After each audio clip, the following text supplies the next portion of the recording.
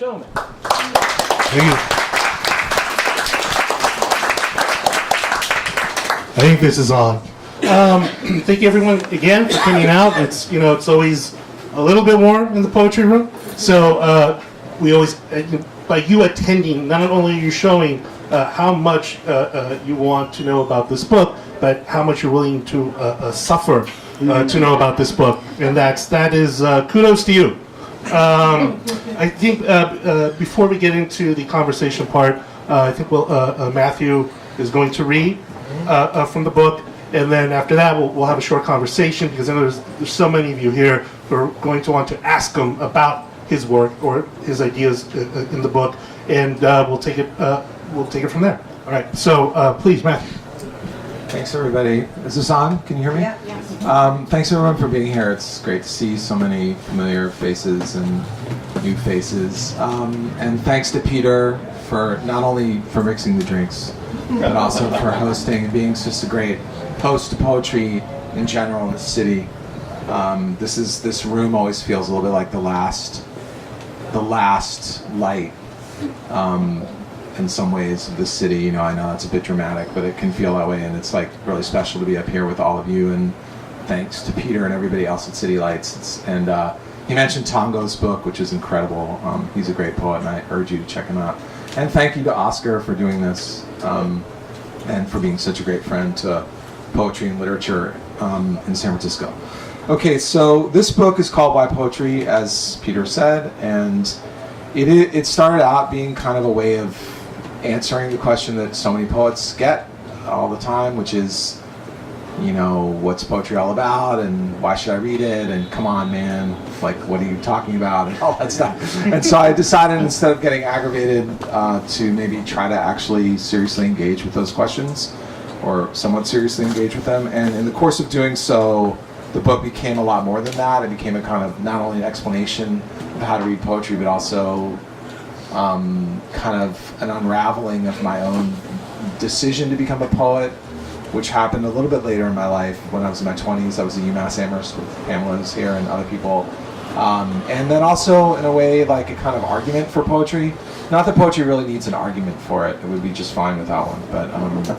But it was kind of exciting to try to make one for it. So, as Auden says, poetry will survive in the valley of its own making, regardless of what we do. So, but one of the things that happened when I was writing this book is my father passed away, as fathers so often do, of a rather gruesome brain tumor, which is actually the same brain tumor that John McCain has, and also that Ted Kennedy died of. I think that brain tumor is the weird hidden actor of the healthcare drama, by the way. Maybe needs a dissertation to write.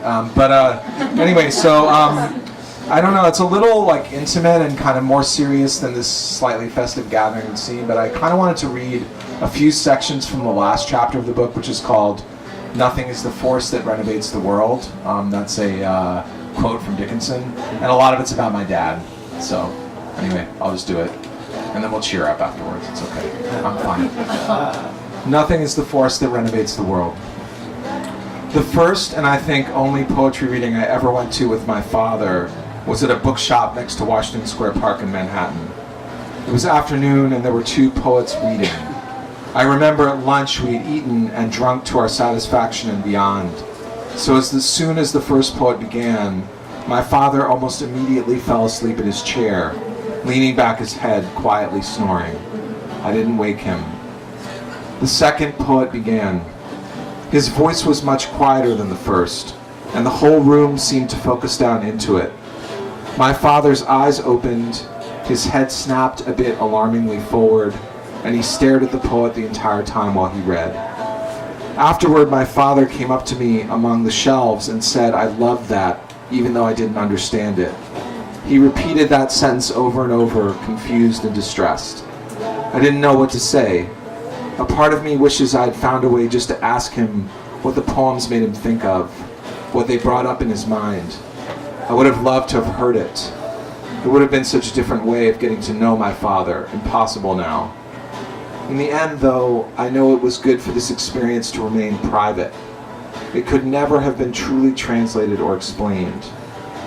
to emerge from sleep, to hear the poems and follow and join them with a gradually waking mind, to understand them and even love them in a way that comes from language, but is beyond the ability of language to describe. This may very well have been a nearly perfect experience to have with poetry, especially for someone inclined to be skeptical of it. Despite its ordinary resistance to poetry, my father's sleepy, drifting attention slipped easily into the associating movement of the mind of that second reader, the great Slovenian poet Tomáš Šalamun, then continued in its own private directions. I found that the poems which have meant the most to me, to which I return again and again, retain a certain unsayability, a place where the drama of truly looking for something essential that can never quite be reached is expressed. Somewhere in the poem or at its end, knowingness stops. You can feel the intelligence in the poem truly exploring, clambering along the words and down the page, and also that intelligence stopping at what cannot be known.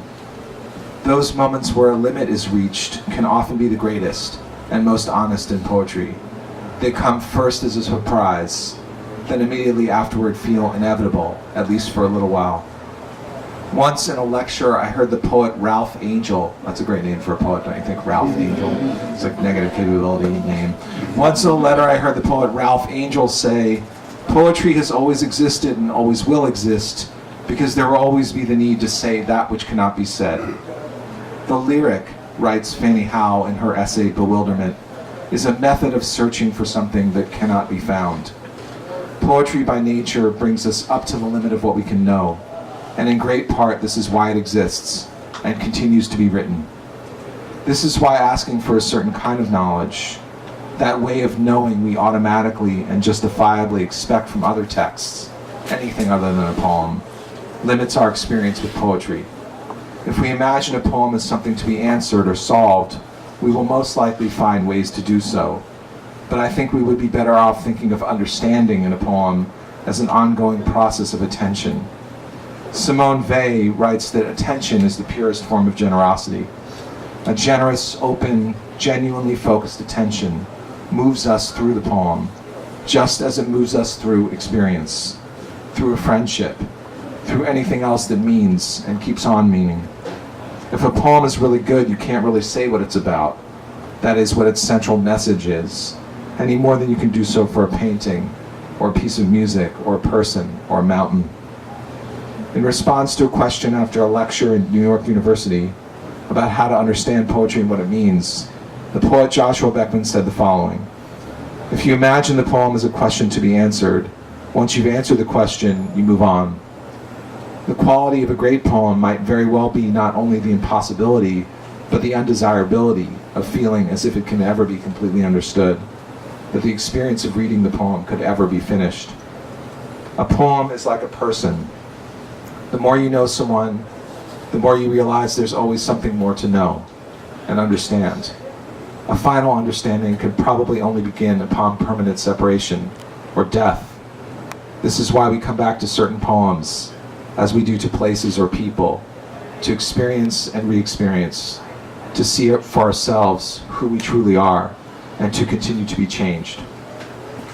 I'll read one or two poems. I'll read two poems. So weird, like one or two poems. It's not. It's either one or two poems. It's not. I'll read two poems, and then I will read a little section from the end, and then I will be done. And then we'll talk. This is called Poem for Coleridge. I wrote it after going swimming in Lake Tahoe, which sounds awesome right now, I must say. But was not awesome when I did it. It was horrible thing to do. Poem for Coleridge. The lake was super fucking cold, and with every smallest increment got colder. I plunged my head, under no sound, not even extreme silentness. No stupid ideas, no words of comfort I should not or not have not said, not my constant, horrible, ungrateful desire to have different form or be done. All this talking, not even breath. Everyone was really gone. There is no word for that X. Under it outweighs time. Later on shore, wrapped in a white towel, and still feeling ridiculous, and also a little secretly proud for having so mortally scared myself, I would say some mystical, inexorable communion feeling toward those ancient blue waters pulled me, meaning I had already forgotten. I was, as always, already talking too much to keep away something numberless. I'm actually only going to read one, and then I'm going to read this last section, and then one more poem, and then I'm going to turn.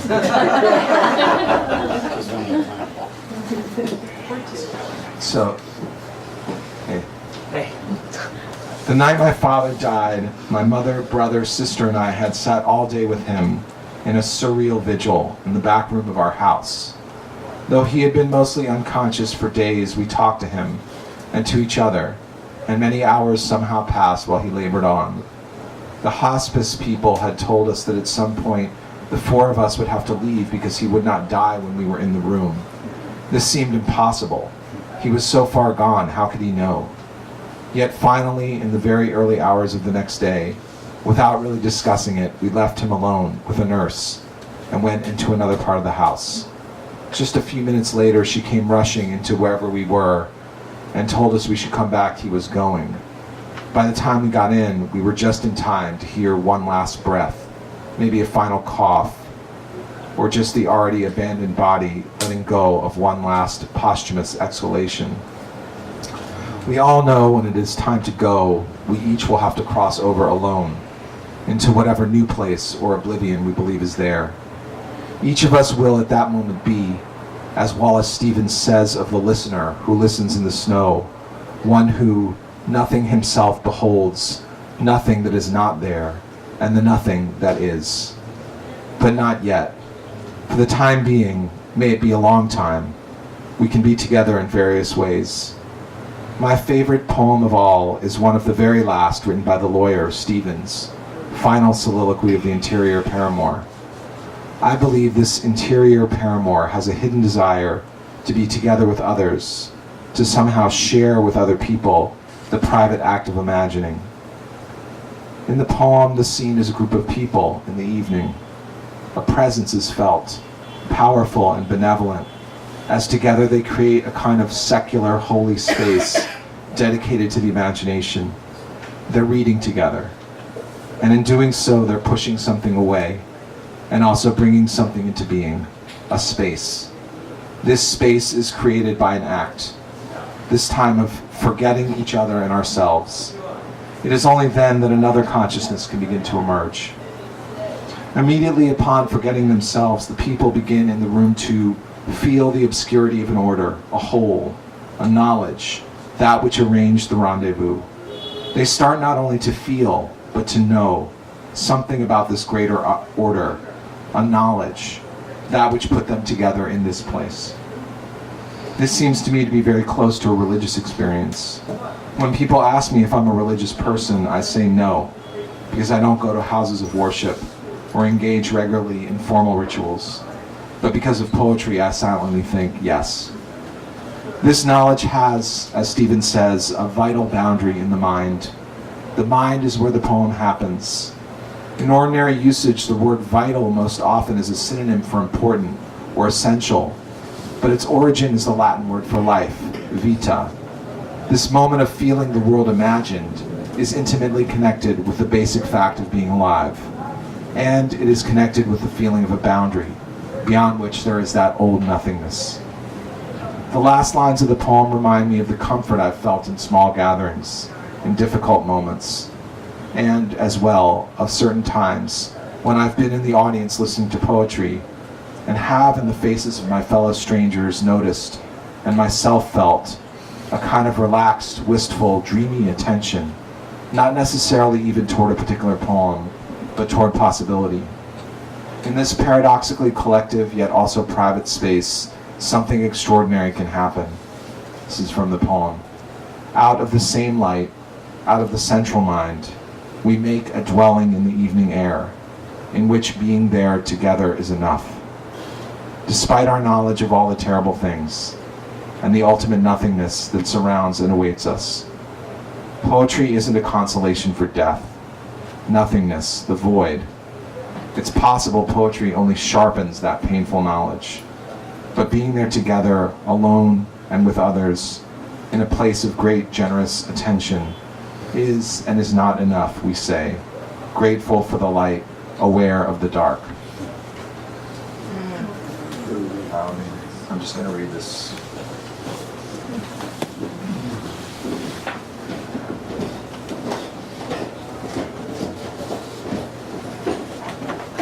This poem is called Aglow. Aglow. Hello everyone, hello you. Here we are under this sky. Where were you Tuesday? I was at the El Rancho Motel in Gallup. Someone in one of the nameless rooms was dying. Slowly the ambulance came, just another step toward the end.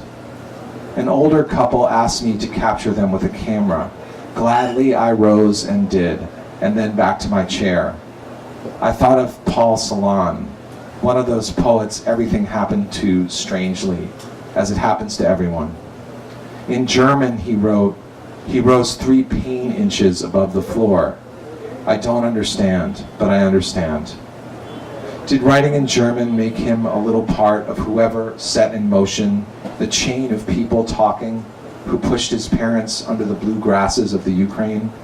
No.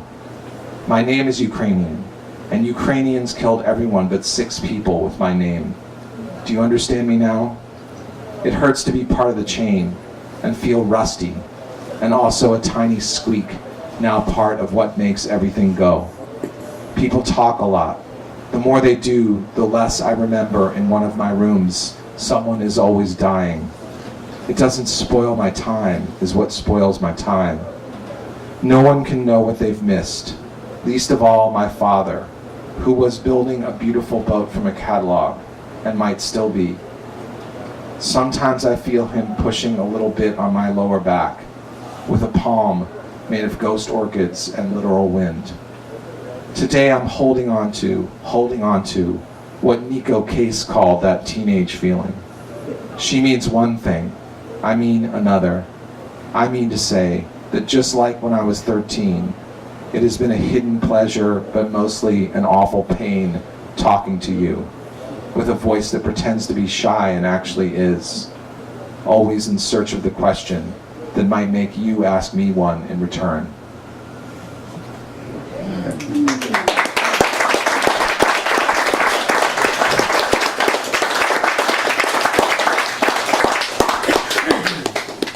So first of all, thank you for reading the poems and the sections. They're lovely, but also what's interesting if you when you read the book is how the excerpt that you're reading from that's towards the end of the book, how almost, or if not all, most of the themes and ideas that you address in the book are all there in some form or another, and there are many of them.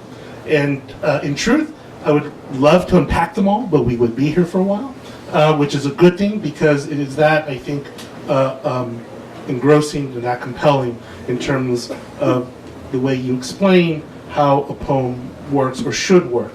But it all begins with, I think, with an insight that you, or a declaration that you make, which I think is an insight, an unimpeachable one, even though it's very simple. And that is that all you need to enjoy poetry is you and a good dictionary. And everything that comes from the book is an explanation as to why that should be. So let's start there and say, okay, that being the case then, why is it so difficult then for people to embrace poetry? That's a great question. I was so involved in the elegance of that question that I started to forget that I was actually the one being asked it.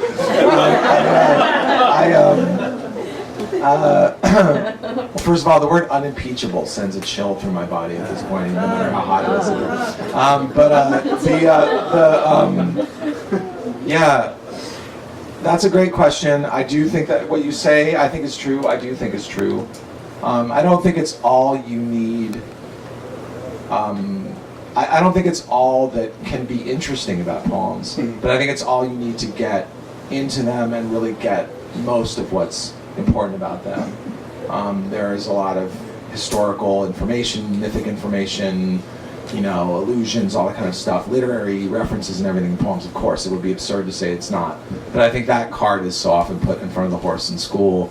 And I guess that starts to kind of answer my question, which is that I think it's easier to talk about those things and to teach them than it is to talk about really what it is about poems that makes them really matter. That's a tough thing to talk about. And my book, I try. I don't know if I succeed, but I try. But in a way, my book is not a classroom.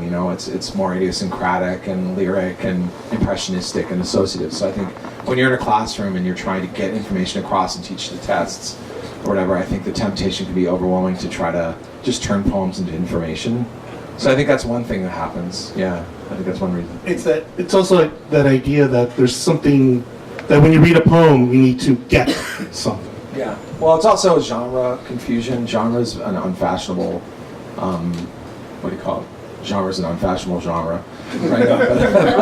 But it is. Everybody's like, oh, mixing genres, and it's true. It's like most of the, or a lot of the most interesting writing is being done, mixing genres. But in the book, I talk about how thinking about poetry as a genre, a type, is actually really useful because genre is really about function. Ultimately that's what it boils down to. And poetry does something no other forms of writing can do. And that thing is something different than merely communicating information.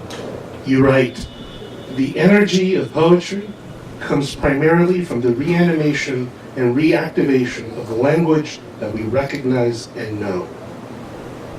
What do you mean? I think when you're listening to a poem and you're really responding to it, it's both familiar and new at the same time. That's an odd feeling. I mean, that's the thing. It's like, I think those are the poems we really love. I mean, most of us wouldn't love a poem that was completely alien to us, and we might admire it, but we might not. And if a poem is completely familiar, if it's already everything we already know said in ways that we're completely familiar with, then we also might feel some kind of narcissistic affection towards it, but we wouldn't really be drawn into it. So it's like that's what a metaphor is. A metaphor is, as Aristotle writes about metaphors, that they're the applications of alien names. He means it's used, something is familiar and then suddenly something is unfamiliar that's there, and those two things are brought together in a way that feels completely unpredictable, yet after you hear it, feels as if it was ordained to be that way. And that kind of combination of strangeness and familiarity is what I think is exciting about poems for people. So the excerpt you read about your father listening to the poetry reading, he described the drifting. Is that the drifting? Is that what sparks that sort of what would you call it, the poetic state?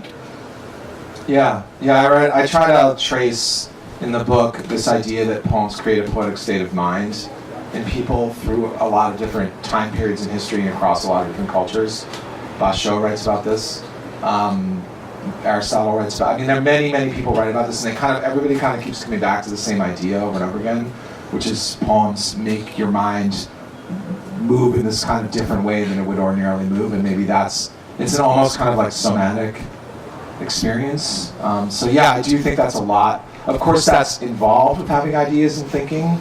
It's not just a purely physical experience like music. Of course, words mean things, and there's all kinds of ideas in poems.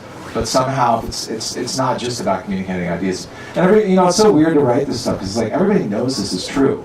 They do. I mean, if you say it sounds so dumb once I say it. It's of course, poems don't just do what a newspaper article does.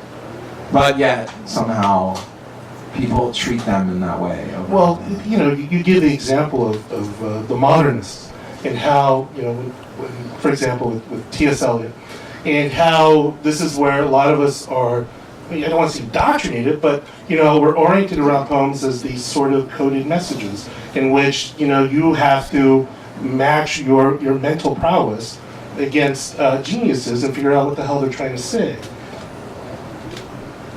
Yeah. I couldn't write this book without writing about the wasteland and the modernists. It would have been not taking the issue head on, but even those poets, their language is more or less pretty available. It's often presented in slightly unfamiliar ways, or sometimes extremely unfamiliar ways, but the language itself, April is the cruelest month, is how the wasteland begins. I don't know. I think a fourth grader could tell you what that means. But obviously there's a lot of other things going on in that poem.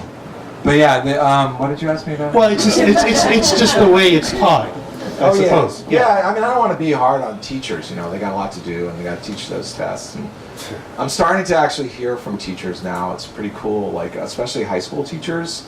And they're sending me like their lesson plans. I've asked them to send me their lesson plans of like how they're using it, and I want to assemble eventually a teacher's guide for high school teachers, because they're in a tough spot. I mean, a lot of them don't know anything about poetry, and they have to do it fast and so early in the morning too. Why is high school so early? I know, but then also those tests too. It's like you gotta like.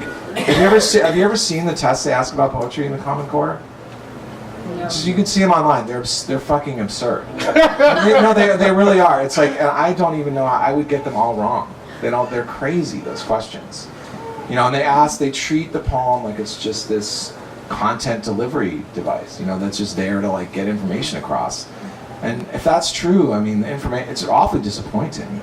Information of poetry, I think. It's like, oh, we're all gonna die. And it's like, thanks, dude, for the fucking information. It's like, I can't beat what the point of it is. And I agree, and I think you make a beautiful argument for what it really is. And the thing that it is would be very difficult to teach. And what do I mean by that is that, reading the book, personally, I kept harkening back to, speaking of genre, of all things, Alan Moore, who, I don't know if you've ever seen the documentary he's had about from years ago, where he talks about writing. And at one point he says that to him, writing is like magic. It casts a spell that you have to order words in a proper way, and if you do that, it creates an effect, and this effect could be profound, and it could shape a person. It can make them see the world in a different way, or experience things in a different way, or feel things they literally otherwise could not have felt. And I think reading your book, I thought, oh my goodness, you're sort of arguing for the same thing too, that it creates this thing that's really beautiful but unsayable. It's not categorizable, if that's a word. I don't think it is. But do you see? I guess what I'm asking is, that being the case, do you see how I guess it can be very difficult to try to teach it as utility? Yeah, I think it is difficult. I think it's super difficult, and I totally sympathize with people who have to teach poetry, especially people who don't have training in it. I mean, yeah, but you have to read poems all the time for your magazine. Sure. I mean, what makes you like the poems you write? Well, I'm going to cheat by referring to your book. It is that the movement of thought. It is the idea of capturing some sort of reverie. It is the being left with a feeling of, I think I learned something. I think I know I experienced something. I don't know what it is, but it is compelling. Yeah. And the weird thing about that too is that, as like I was saying earlier, and the really important thing I want to make sure that I don't leave out is that has to do with ideas. It has to do with thoughts. It's not just, it's everything language can do, but it's not ultimately just about getting ideas across, if that makes sense. Like, I think a lot about projective verse, that Charles Olson essay, which is like 2/3 gobbledygook, but like a third genius. And like in it, he basically says that the modern poem is like a field, and everything in the poem is on an equal plane.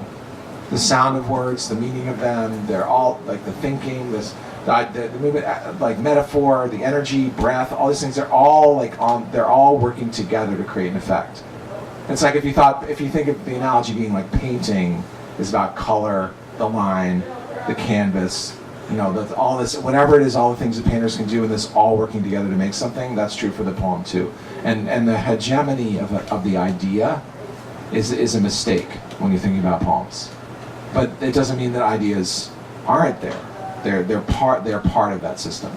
So I don't want to sound anti-intellectual or like I don't think the poems have ideas. I do, but they're just not the be-all and all. And to that point too, you also write how without clarity in a poem, it is not possible to have true mystery. Which I think it's so great to hear these things said back to me. They're so definitive. It's really funny how definitive they are. It's like I love it. It's like someone else said it. But yet you said it. I did. I must have. So what did you mean? That is I think I was riffing, as it were, off of a quote from a Mahmoud Darwish poem where he says, "Extreme clarity is a mystery." Which is a great line because it in itself enacts what it's saying, which is the perfect example of poetry. Because it's like, it's so clear, extreme clarity is a mystery, yet what exactly does that mean? And so, but you're sure it means something, and I feel like with that line, every time I say it, I know what it means as I'm saying it, and then afterwards I'm like, let's say it again. As long as I'm saying it, I know what it means. I'm stalling. I think clarity, for me, clarity, I mean, to be kind of crude about it, to me, clarity is like, and I don't know if this is like, whatever, I can't prove this is true, but it's a kind of, I wanted to say contract, but I hate any economic language when it comes to poems. Like a pact, maybe, a friendship between the reader and the writer, where I say, I am being open to you, as open as I can be. Here I am. And then that doesn't mean that everything I'm saying is just is necessarily simple or easy to immediately translate in another word, but it's just I'm doing the best I can to be open to you. And that's what clarity means to me. And I think that great poems have that feeling of clarity. But what that clarity leads to is often something quite mysterious and complex and strange and difficult to talk about, but it doesn't mean that it's, but that honesty in a way, I guess. So, yeah, exactly. Do you know what I mean? Like when you're reading a poem, I mean, don't you feel like if you feel fakery or deliberate obscurity, I mean, that's probably going to turn you off from the poems you want to put in. Well, that's where it becomes sort of a, for lack of a better word, let's call it a cliche of thought, where you see that the poem isn't breaking through to anything. It's not trying to see things. Right. It's taking some things at face value without examining them more closely. And I think, as you point out in your book, I mean, the clarity is that when you see something, quote unquote, clearly, it could be confounding. It doesn't necessarily mean that you don't understand what you're seeing. It's just, as you give the example of Walt Whitman and talking about, leaves of grass, about the grass, the tufts of grass, and the boy, asking, what is the grass? And saying, well, that's a damn good question. What is the grass? But there's something, I mean, I think that poets in this room know what I'm talking about, what I'm about to say is true. There's something mortifying about writing true poetry. It's you are completely exposed, and you often sound very stupid when you're writing the best poetry, or very unbrilliant, and embarrassingly like almost clumsy in your thinking, but that's because that's when a lot of the time you're getting right to the thing that matters, So this fetishization of like intelligence and beauty and like perfection is just so fucking inimical to like actually writing real poetry. I mean, not to say, of course, sometimes great poems are very, very beautiful and very aesthetic. I mean, immediately whenever I say anything, the opposite is of course also true. But I'm just talking about the experience of writing it is often humiliating. And if you're not willing to humiliate yourself in public, you probably shouldn't be a poet. I mean, honestly. I mean, it's like, and every poet in this room knows exactly what I'm talking about. I mean, make eye contact with all the poets I know in this room. It's embarrassing. It's fucking mortifying. But like, but that's, when you're going to go there, you're not going to go there. Let me because we started a little bit late, and we'll go a little bit late, but I want to open up to Q&A now. I have a lot more questions, but I'd love to get you guys involved. And so if anyone has a question right now for Matthew, please, just, I believe, raising the hand. Oscar too, right? Yeah, I don't. But if you have, a question for Matthew, I have more. Now's your chance. Just like you raise your hand. That's it. Yes, please. Okay, my question to you is based on your last comments. And your last comments made me think of something that is a cousin. It's not poetry, but I was thinking of the writing of a true, good, strong autobiography, where you must open up yourself. With poetry, one opens up themselves. If you're going to be writing good poetry, you lay your inner soul open to the reader. I'm going to disagree with you. I found writing prose to be much more exposing of my personal life than writing poetry. But I find writing, when I'm reading poems in this room, I'm existentially mortified because every single movement of my mind is available to you, and it's not always elegant or like cool or like, I mean, sometimes it's very dumb. So it's not about my life, because actually like my life is like not that interesting, but to me, but the I mean, of course it is in some ways, but not as a writer. It's not. As a writer, it's not interesting. Like it's not. I don't care. I don't write about my life.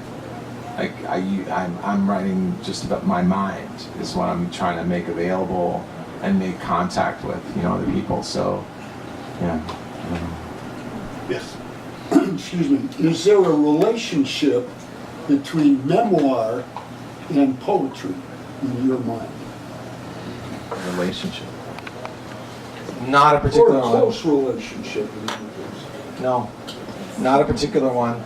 Virginia Woolf. I quote Virginia Woolf, and not in my mind. I mean, they're not any more related than any other genres to me. I mean, I don't, because I think that I think we in America fetishize the personal as a subject matter for poetry, but that's just cultural for us. I mean, we don't, there's other cultures that don't think of that as the primary, like whatever, soil of poetry. Soil, it's not the right metaphor.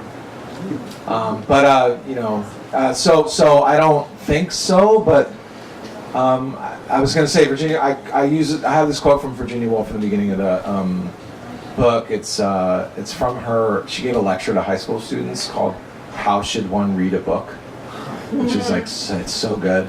And in it she says, the poet is always our contemporary. And I think by that she means that it's not, when the poem becomes, when it moves into true poetry, it becomes timeless, archetypal, symbolic, available to anyone, anywhere, with any level of experience. And that is what I believe about poetry. I know that is like the single least fashionable idea one could have right now about poetry. I mean, it really is. It's like, I mean, I don't know, those of you who don't know a lot about poetry maybe don't realize this, but what I just said is like the opposite of what everybody thinks about poetry right now, but it happens to be true.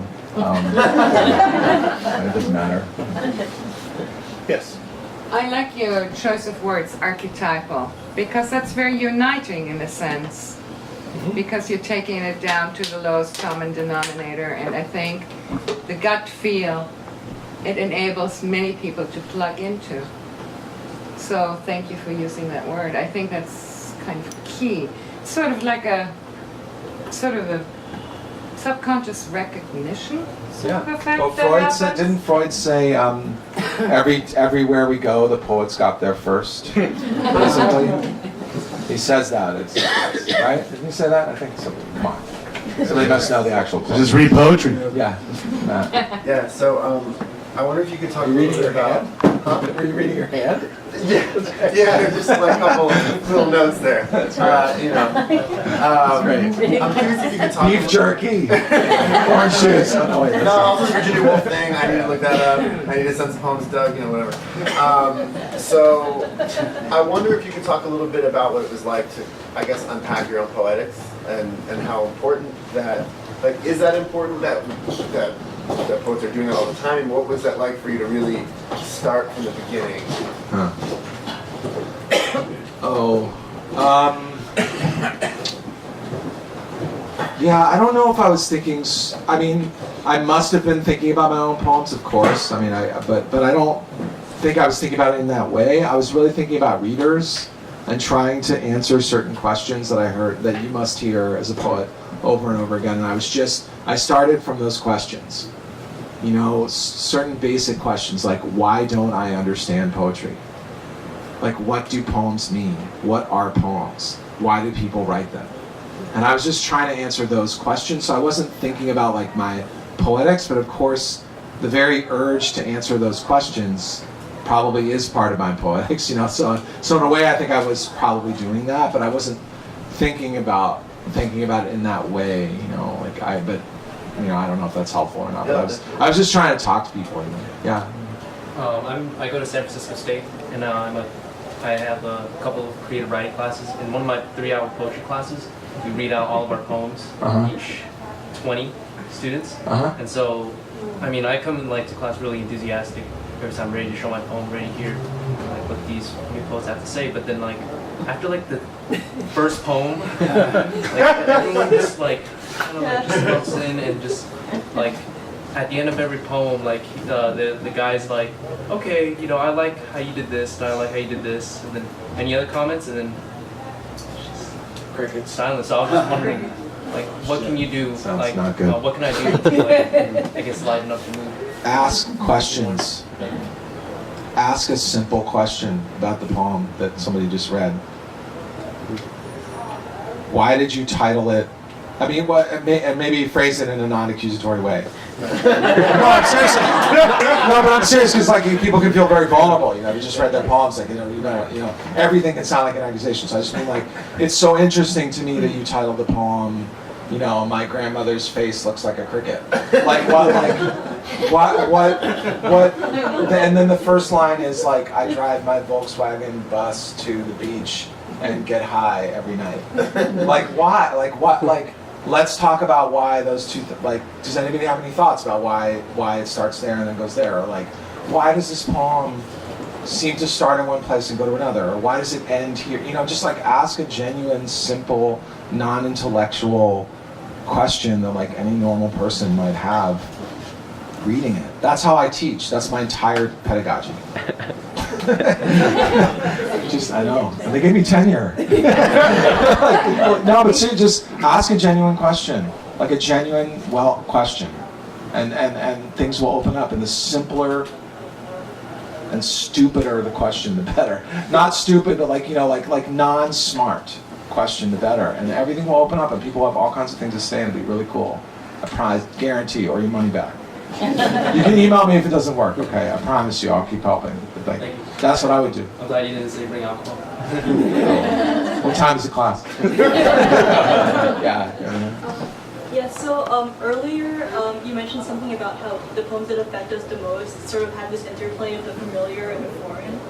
I was just wondering, poems that are, I guess, really, that have a lot more foreign, maybe Eastern poetry if you grew up in Western tradition, or even just poetry from a really long time ago, even romantic poetry. We think we have all these things that we interpret onto the poem, but then I keep feeling maybe the poet meant something else because I wasn't living in Germany during the 1700s. Yeah, sometimes the poet did mean something else. Yeah, so I was just wondering, is it pretty much hopeless that we'll ever really relate with such poems? No, it's the opposite of hopeless.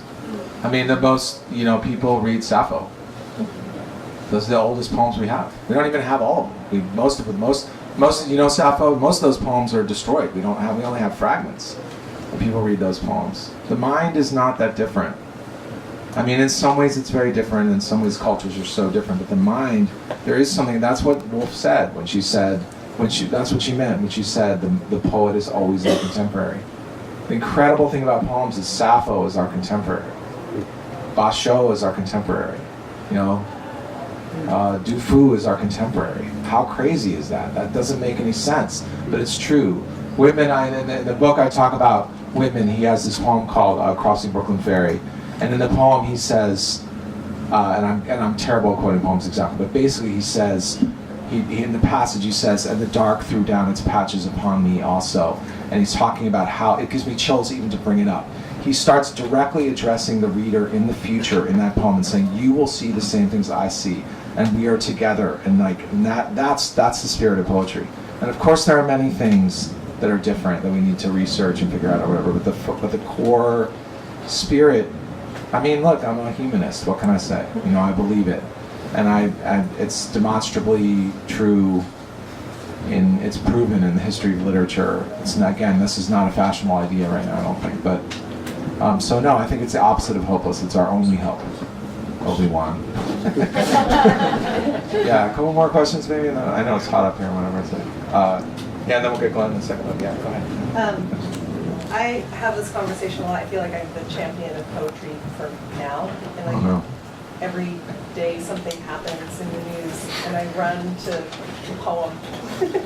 And I'm just wondering if you can talk to sort of why poetry now in particular. Yeah, I mean, that's a big part of the book for sure. And there's many different answers to that. I mean, one answer is it has to do with its relationship to language, I think, the accuracy, and that's like sort of the irony of poetry is that people try to teach it and pretend like the words in poems don't mean what they say on the page, which is exactly the opposite of the truth. Poets are the most accurate people with language of any writers, and the most interested in what words mean, what they actually mean in their dictionary definitions, in my experience. So that's one reason why I read it. But I think in a larger sense, poems protect our imagination against what Stevens calls the pressure of the real. And if we don't protect ourselves against the encroachment of all this news, and we don't keep a space inside ourselves, we are going to die as a species. And poems, as stupid as it sounds, poems are the most powerful way to protect ourselves because they use the material that is violating us to push back. They use language itself to push back. And all you have to do is shut off your computer and read a poem. And then you're free and you're liberated again. And it sounds ridiculous, but it's not. It wouldn't sound as ridiculous if we were in Russia in 1919, whatever. Well, even now, kind of. Yeah. Now to some extent, but I mean, Akhmatova, she didn't write her poems down. She and maybe 8 of her friends memorized them, and that's how they survived. And that's how they protected themselves, and they were in constant physical danger. So I don't know, that's what I believe that. I know it sounds nuts, but I believe it's true. And I think in the book you make a really compelling argument for that by looking at a John Ashbery poem. Yeah, of all people, rest in peace. Glenn had a question. Yeah. Well, it was a great answer. My question is going to suck compared to that answer. But what kind of one of the rules is never read the comments. Based on that granddaddy of all rules, never read the reviews. Right. But when you come out with a book like this that opens up a dialogue, I'm wondering whether you've adhered to that, and if not, what you've picked up from the discussion that's going on that either alarms you or makes you happy. I don't really feel alarmed. I mean, people who aren't poets or people who are civilians, seem to really dig this book, and that's who I wrote it for. There are lots of poets I know who seem to like it and who I respect, but then there's some poets who seem weirdly addicted to this idea that poems should be this priestly activity and should only be doled out to the elect. And then so a few of them seem to get pissed off, but you know what? I'm good. Good, because they're fucking assholes. And so I don't I don't care. If people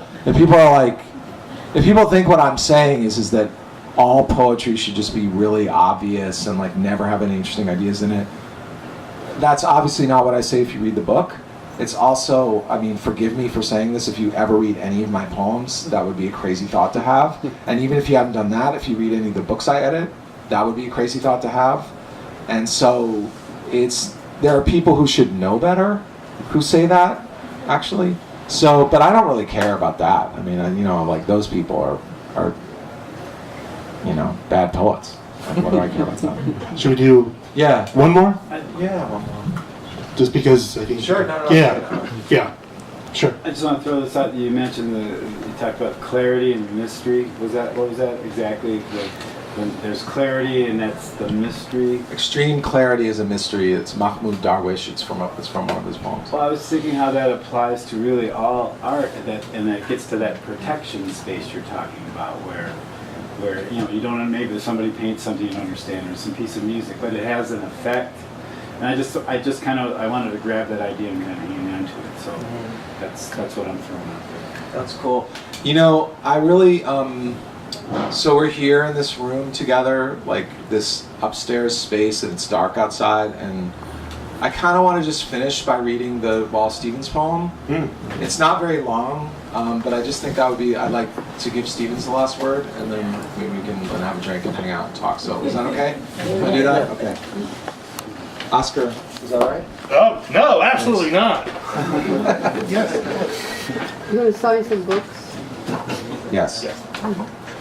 Okay, so this poem it's as I mentioned, it's called Final Soliloquy of the Interior Paramour, and it's one of the last poems that Stevens wrote. Wallace Stevens, who was an insurance executive and lawyer, his whole adult life. He was a professional person, and also wrote these amazing poems, and it's about the situation we're in right now. Final Soliloquy of the Interior Paramour. Light the first light of evening, as in a room in which we rest, and for small reason think the world imagined is the ultimate good. This is, therefore, the intensest rendezvous. It is in that thought that we collect ourselves, out of all the indifferences, into one thing. Within a single thing, a single shawl, wrapped tightly round us, since we are poor. A warmth, a light, a power, the miraculous influence. Here, now, we forget each other and ourselves. We feel the obscurity of an order, a whole, a knowledge, that which arranged the rendezvous. Within its vital boundary, in the mind, we say God and the imagination are one. How high that highest candle lights the dark. Out of this same light, out of the central mind, we make a dwelling in the evening air, in which being there together is enough. Thank you all. Thank you, everybody.